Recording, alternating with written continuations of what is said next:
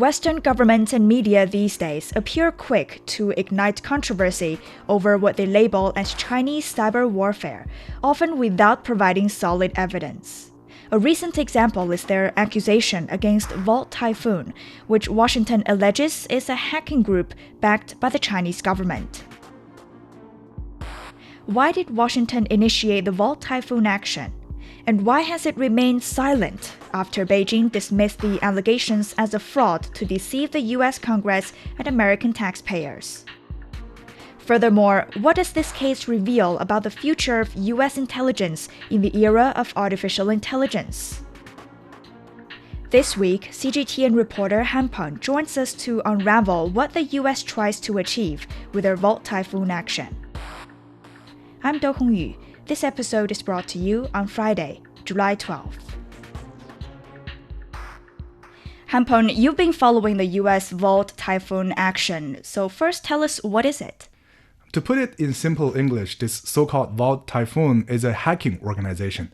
The US intelligence said it's sponsored by the Chinese government to attack critical US infrastructure, and then China said that it's not being backed by the government and provided detailed evidence cited from the US investigation to show that Volt Typhoon, this hacking organization, belongs to an international criminal hacking organization called Dark Forces doing cyber attacks to get ransom, just to get money, no political purposes. Then it's the funny part. That particular US report cited by China to prove that it's not being backed by China has been quietly modified by the US for no reason. So it's basically a huge label put on a hacking organization. And China released a report this April after its investigation into the Volt Typhoon. And what specifically did the investigation tell us, especially about the label of China's state-sponsored cyber actor given by the US and its Five Eyes allies, the UK, Australia, Canada, and New Zealand? So the report in April from China was a response to the accusation from the US and also other Five Eyes intelligence in March. China's report was simple and clear. Everything that FBI and their partners accused China of was actually being done by another hacking group called Dark Power. This is not being said by China, but by a reputable US cybersecurity company, Threatman. Threatman had a report already called Shining Light on Dark Power, Yet Another Ransom Gun. That's the name of the report. That particular US report showed how Dark Power attacked US infrastructure and also disclosed the IP addresses and also other key information from the attackers. Interestingly, the Threatman's account of what Dark Power did for ransom was exactly the same as what the Five Eyes account said about what Volt Typhoon did, backed by China and for China. Same IP addresses, same target of attack, same story. The FBI only changed the names of the hackers and sponsors so that they can put China into it. If you want to make up a fake news to smear China, you need to be a little bit more diligent. Just making up a story from scratch, not borrowing it from somewhere and then only change names. So it's like the action of a new version of an old play. But about 3 months after the first report, China released another special report about Volt Typhoon this week. Why again? It's interesting. You know why China named the second report Volt Typhoon 2? Because in Volt Typhoon 1, which is the April report, China already proved very clearly that it's not backing Volt Typhoon to attack the US by citing evidence from the US. But the US remained silent and refused to admit that they used lies to smear China. And more interestingly, the US tried to cover up the lies. The US cybersecurity company Threatman quietly changed its report, Shining Light on Dark Power, Yet Another Ransom Gun, right after China published the April report. So no big changes. They just covered up the IP addresses of the Dark Power in their report. That's why China calls its recent report Volt Typhoon 2. It's the season 2 of a drama started by the liars.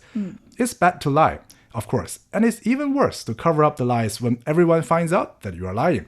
So in Volt Typhoon 2, China published a before and after comparison of Threatman's Dark Power report and said anonymous sources from Threatman told China that they had to recall the previous version of the Dark Power report and erase the IP list. That's what their sources say. Of course, the sources didn't say who told them to do so and why they had to do so.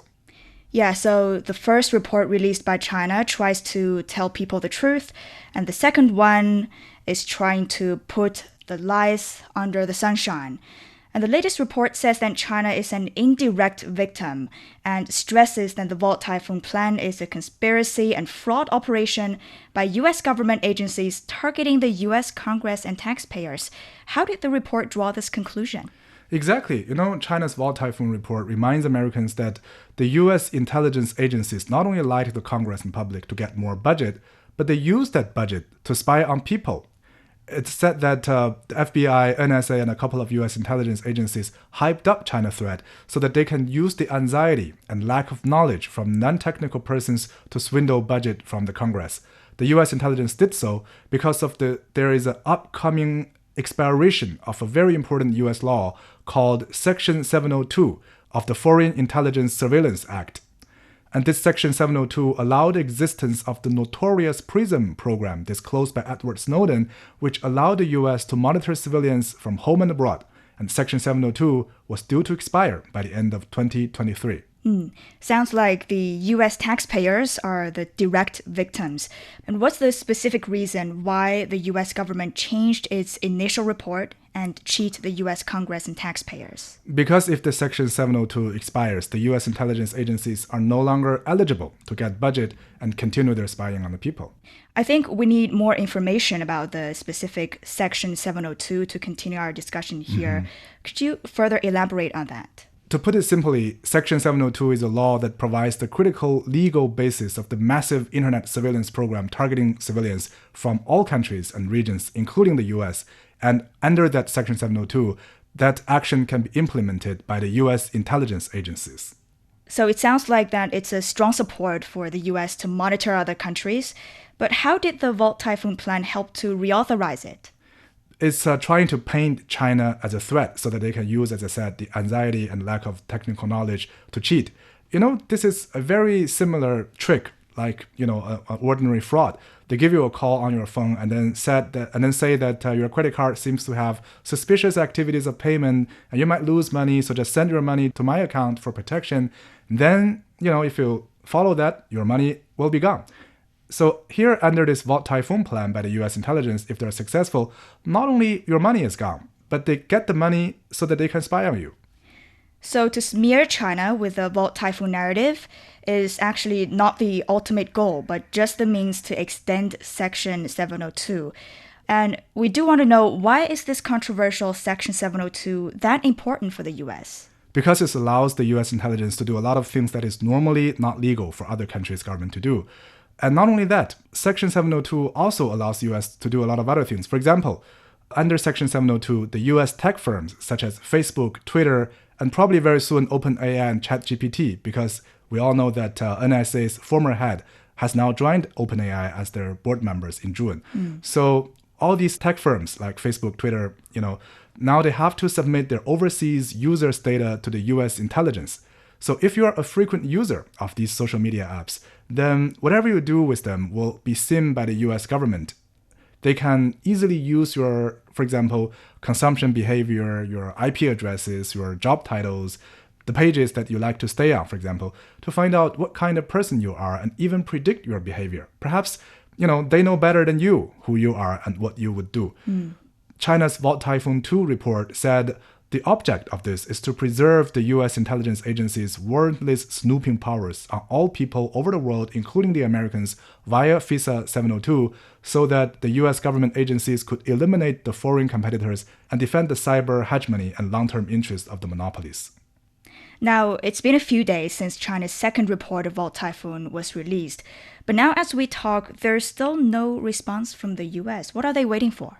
I don't know. I think they're just waiting for the news to quietly go away, or perhaps someday replaced by another dramatic story, real or fake, as new top headlines.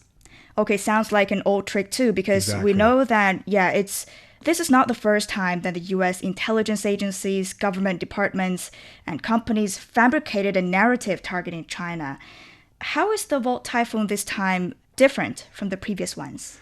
The biggest difference is that this time, if the U.S. intelligence agencies manage to use China to lie and get the budget approved and also get the Section 702 continue, they will now have new AI technologies to spy on people.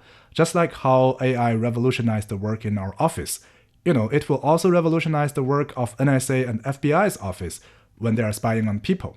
And more importantly, we all see the news that NSA's former head, Paul Nakasone, had already joined OpenAI as the board members in June. Many people say that this means that the US intelligence finally has a lot of say in this very new technology in OpenAI, ChatGPT, for example, so that they can use this very smart new softwares to do, I don't know, what they try to do, but they are more powerful. In Chinese, we call it adding wings to a tiger. The tigers are powerful. Now they have wings. And talking about AI, we've noticed that the US companies related to the 702 section, like Google, Microsoft, Meta, etc., they are leading in artificial intelligence, which brings us to a very important question.